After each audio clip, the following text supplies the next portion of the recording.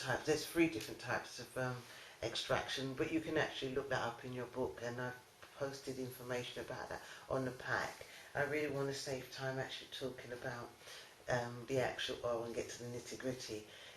All the videos won't be, pardon me, as long as these, because it's the first week. So I just want to make sure that we cover that. Again, there's quite important terms I want you to underline or highlight in your pack, and they are the terms used to describe the therapeutic properties of essential oils.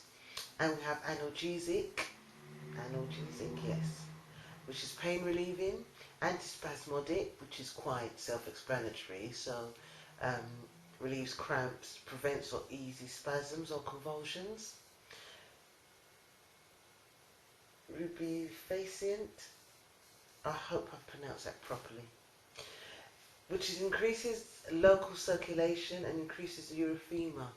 Erythema is redness of the skin, so when you're warming up the skin, you could imagine if I rub my skin, it will create heat, and heat will rise to the surface and it will become red.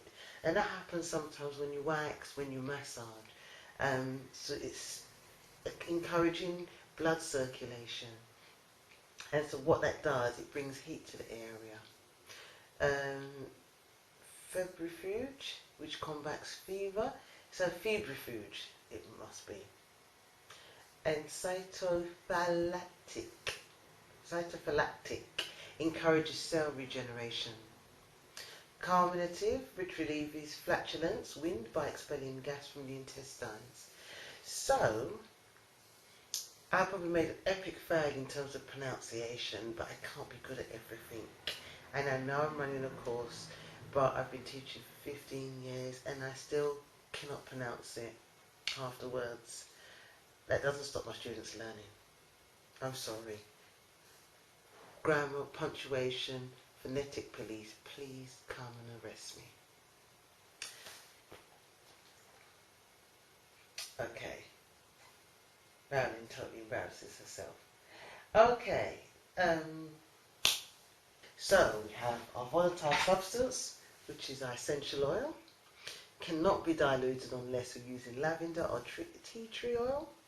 There are some companies that use things undiluted and take essential oils orally, and I'll talk about them at the very end of the course. How can we use these now? Okay, we use them with a carrier oil, and what the carrier oil does, it's an oil which is either a plant-based or nut. So this is macadamia nut oil. You've got almond oil, you've got wheat germ, you've got avocado oil, you've got olive oil, coconut oil. So what they do, they're a base that carry the oil. So it doesn't carry the oil away on holiday, but it carries the oil across a specific area, which could be part of the body or could be used in the bath.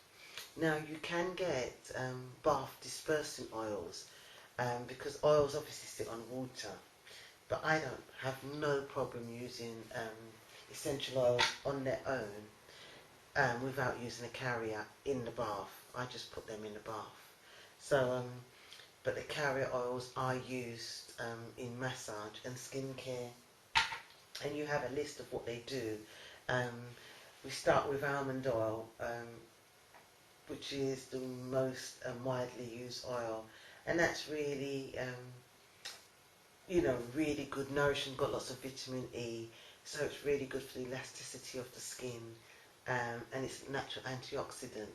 This is macadamia nut oil again, and that's got very, very rich in vitamins, vitamin A and E. I'll cover more about this oil later on. But I know almond oil is really good for anti-aging, dry skin and dehydrated skin. So we would use that in an oil. Now, what I would do to make a blend, which is, I'd say, this is a blend I've made, and this is about 100 mils, I think, or 200 mils. And I've put quite a lot of oils in here.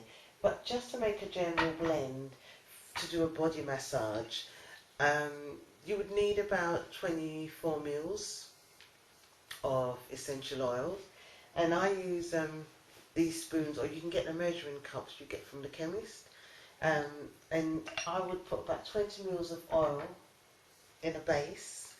This is quite a big jar, but I just wanted to show you. So I'm just going to use this, and this is 5 mils, but what it actually does, it allows me to measure correctly in small doses as opposed to measuring big. So 1, 2, 3, 4, 5.